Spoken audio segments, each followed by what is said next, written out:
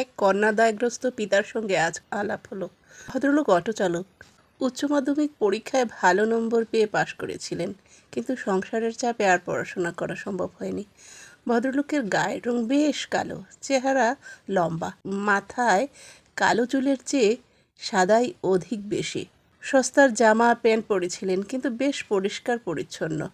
গল্প করতে করতে জানতে পারলাম ভদ্রলোকের এক মেয়ে বিএড কমপ্লিট করে চাকরি পরীক্ষায় বসেছে।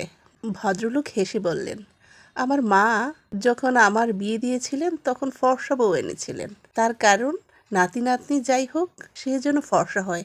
কিন্তু আমার মায়ের সেই ইচ্ছেতে জল ঢেলে দিয়ে আমার কন্যা আমার গায়ের রং পেল। আমিও আদর করে তার নাম দিলাম কৃষ্ণকলি। মেয়ে আমার সব কাজে পারদর্শী, লেখাপড়াতেও খুব ভালো। ভদ্রলোক বললেন, মেয়ের বিয়ের জন্য পাত্র খুঁজছি। গায়ের রং কালো বলে তেমন মনের মতো পাত্র পাচ্ছি না। আমার মনে হলো এই হলো আমাদের সমস্যা। চামড়ার মেলানিনের পরিমাণের হেরফেরের সমস্ত গুণ চাপা পড়ে গিয়ে সে হয়ে যাবে কম দামি। সহানুভূতির গলায় বললাম, চিন্তা করবেন না, আপনার মেয়ের এত গুণ। 2 মিনিট কথা বলার পরে অবশ্য বুঝলাম উনি কারোর সহানুভূতি চান না। ভদ্রলোক একটু হেসে বললেন, আসলে ওর একটা খুব ভালো সম্বন্ধ এসেছিল, বিয়ে ফাইনাল হয়ে গিয়েছিল। পাত্র সরকারি চাকরি করে, দেখতে শুনতেও বেশ ভালো, ফ্যামিলিও ওদের ভালো। কিন্তু আমি বিয়েটা ভেঙে দিলাম।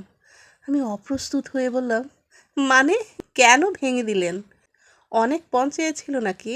ভদ্রলোক ঘাড় নেড়ে বললেন, না, 1 পয়সাও নিত না। আমি বিস্মিত হয়ে বললাম, তাহলে?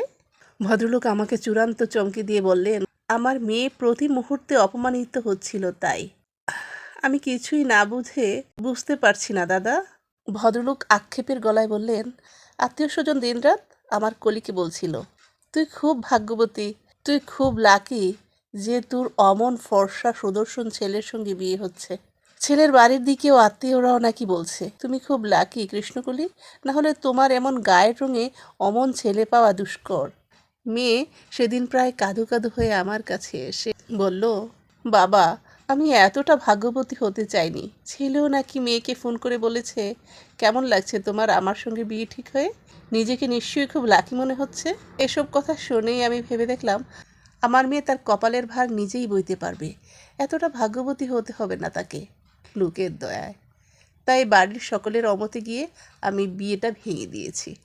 যাদের মনে হবে বিয়ে করে আমার মেয়েকে ভাগ্য ফিরিয়ে দিচ্ছে, তাদের সঙ্গে মেয়ের বিয়ে দেব না।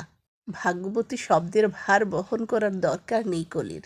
যদি চাকরি পায় ভালো, না হলে আরেকটা অটো কিনে দেব, ও চালাবে, নিজের ভাগ্য নিজেই তৈরি করবে, কারোর দয়া লাগবে না ওর। আমি অভিভূত হয়ে দেখছিলাম ভদ্রলোককে। বললাম, তো বিয়েটা ভেঙে দেওয়ার পর আপনার মেয়ের কি বক্তব্য? ভদ্রলোক বললেন, মেয়ে আমার কানে কানে বলেছে আমার বাবা বেস্ট। ভদ্রলোক বললেন, আরে ওর গায়ের রং আমার মতন, ভাবনাও আমার মতনই হবে, তাই না? লোকে আমাকে বলছে কন্যা দায়গ্রস্ত বাবার নাকি এত তেজ ভালো নয়। আমি বলেছি, কন্যা আমার কাছে দায় নয়, আমার অহংকার। অকারণে লোকের করুণার পাত্রী হতে যাবে কেন? কি নেই ওর? সব আছে। আমি ওকে সবটুকু দিয়ে মানুষ করেছি, কোনো অবহেলা পাইনি কোনো দিন। সত্যি বলতে কি, ওই অদেখা কৃষ্ণকলির আদরে ভাগ বসাতে খুব ইচ্ছে করছিল। কৃষ্ণকলিরা এভাবেই মাথা উঁচু করে দাঁড়াক, কারুর দয়ায় সৌভাগ্যবতী না হয়ে নিজের চেষ্টায় নিজের পরিচয় গড়ে তুলুক।